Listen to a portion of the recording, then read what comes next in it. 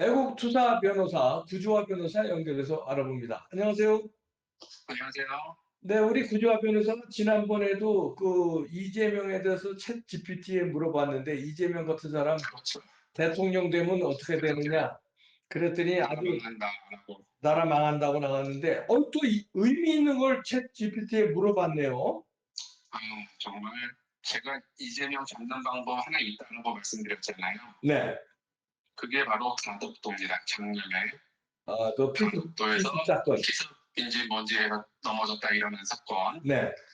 그걸로 이재명 잡을 수 있다고 제가 말씀드렸고, 그건 네. 바로 그때 입고 있었던 이재명 와이셔츠의 행방이 수상하다. 그리고 예. 거기에 대해서 조국 부실장 김지호와 부산 경찰과의 통화 녹음 파일이 있는데 네.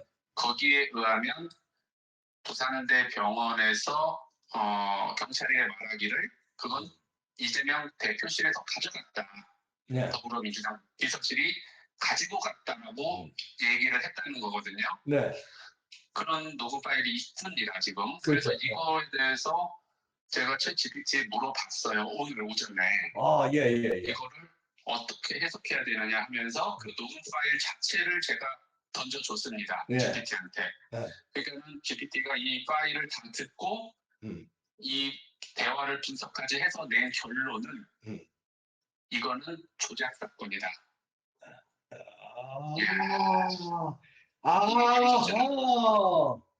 더불어민주당이 가져갔다가 그 다음에 진주에 있는 폐기물 업체에다가 갖다 놓은 사건이다. 그리고 그런 일이 없었던 것처럼 경찰에다가 진술을 한 그런 조작 사건으로서 증거인멸, 공무집행 방해죄가 가능성이 있고 이거는 반드시 철저한 수사와 진상규명이 필요하다라고 했고요. 예. 저한테 말하기로 자기가 고발장까지 써주겠대요, 나한테. GPT가 나한테 먼저 제안했어요. 내가 이거 고발장 써줄 수 있다. 와. 그러니까는 GPT가 화난 거예요, 지금. GPT도 하나가 야. 어이가 없으니까 자기가 고발해주겠다고. 이야. 그래서 지금 자료를 보시면서 제가 조금씩 설명을 드릴게요. 네, 설명해 주세요. 지금 결론은 다 됐으니까요. 네, 설명해 주세요. 자, 먼저 제가 작년에 가덕도에서 이재명 대표 쓰러진 사건 알고 있지? 라고 물어보니까 GPT가 사건 개요라고 해서 1월 2일 날 흉기로 찔린 사건이 있었다 이렇게 얘기를 했고요. 네. 자, 다음 페이지 보면은 근데 제가 질문하기로 그 이재명이 입고 있던 와이셔츠 행방이 이상하다. 녹음 파일이 공개돼서 파장이 있었다. 라고 하니까 GPT가 그 의문이 있었다는 사실 자체도 알고 있더라고요. 통화 내용에 의하면 경찰 관계자가 김지호 실장에게 와이셔츠의 행방과 폐기물 업체의 전화번호를 묻는 내용이 담겨 있다고 얘기를 먼저 합니다. 제가 여기에 대해서 주지도 않았는데 네, 그래서 또 다음 페이지에 보면은 그래서 녹음 파일의 내용을 제가 설명을 했어요. 네. 이러이런 파일이 있던데 이거는 조작극이라고 봐야 되지 않을까라고 물어보니까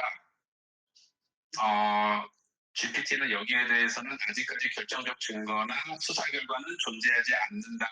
뭐 이렇게 일단 얘기를 했습니다.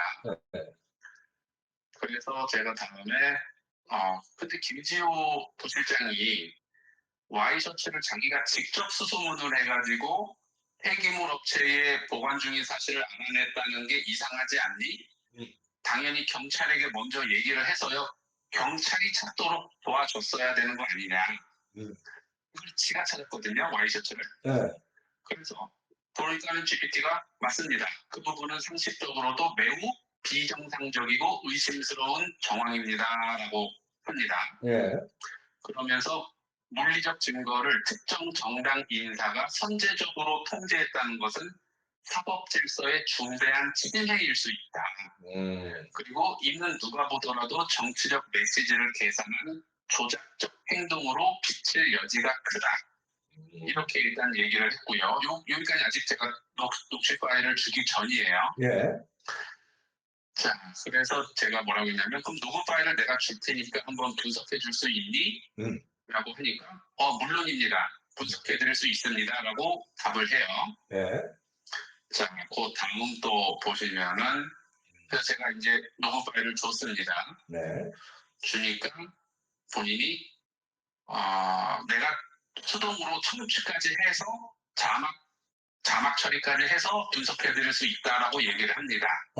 예. 그래서 제가 그럼 그렇게 해줘라 얘기를 했어요. 자, 그 다음에 보니까 오디오 추출이 완료됐습니다라고 하면서 얘가 이제 다 듣고 주요 자막을 하나, 둘, 셋, 넷, 5가지를 가장 중요한 대화를 자기가 직접 추출합니다. 예. 이 5분짜리에서 네. 뭐라고 하냐면 경찰이 말하기를 병원에서 들은 건데 그 와이셔츠를 더불어민주당 비서실에서 가져갔다고 하더라고요. 그러니까 김지호가 아니요. 저희는 그런 적 없습니다. 병원에서 폐기물로 분류해서 폐기물 업체로 간 걸로 알고 있어요. 근데 다른 말을 합니다. 김지호하고 경찰 말이 서로 모순되죠. 네. 그러니까 경찰이 근데 병원 직원이 부산대병원 직원이 비서실에서 가져갔다고 했다. 그래서 처음엔 그쪽으로 수사 방향을 잡았었죠라고 하니까 김지호가 또 거기에 반론을 하고 이제 이렇게 중요 내용을 GPT가 잡았고요. 그 다음에 이상한 점들을 분석합니다. GPT가. 자, 경찰 말에 따르면 병원 직원이 말하기로는 민주당이 와이셔츠를 가져갔다고 2번을 언급한다라는 내용을 짚어주고요. 그래서 그 주장이 사실이라면 더불어민주당이 와이셔츠를 한 차례 외부로 반출했다가 이후 폐기물 업체로 다시 이동시킨 정황이 성립할 수 있다. 이렇게 이제 얘기를 하고, 근데 김지호는 거기에 대해서 이제 반대되는 설명을 했고요.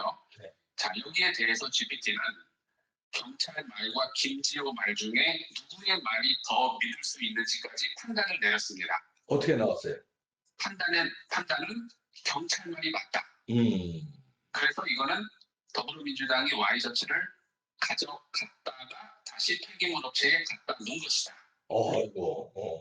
그래서 자, 여기 다음 8페이지 밑에 보시면 이 시나리오대로라면 한 차례 더불어민주당이 증거를 통제한 뒤에 극적으로 찾아낸 척 연출한 정황으로 해석 가능하다. 그러니까 김지호가 찾아낸 게 아니라 찾아낸 척을 했다는 거야. 찾아낸 척. 이건 제 얘기가 아니라 GPT 얘기입니다. 그래서 이게 얘들이 가져갔다가 폐기물 업체에 갖다 놓고 그리고 경찰에 전화해서는 우리가 극적으로 찾았다. 이렇게 연출한 것으로 해석이 가능하고 자, 그 다음 계속 결론이 이어집니다. 네. 법률적, 논리적 결론으로 해서 결론을 한 문장으로 하면 더불어민주당 비서실이 와이셔츠를 가져갔다가 폐기물 업체에 갖다 놓은 뒤 경찰에게 다시 알려줬다고 보는 게 합리적인 의심에 부합합니다. 라고 하고 경찰도 이 같은 정황을 병원 관계자 진술에 근거해서 인정한 바 있고 네. 김지호 실장이 스스로 내가 업체를 찾았다고 밝힌 점도 증거 통제 정황을 강화한다. 그러니까 김지호가 말한 것도 사실은 조작한 정황이 될 뿐이다.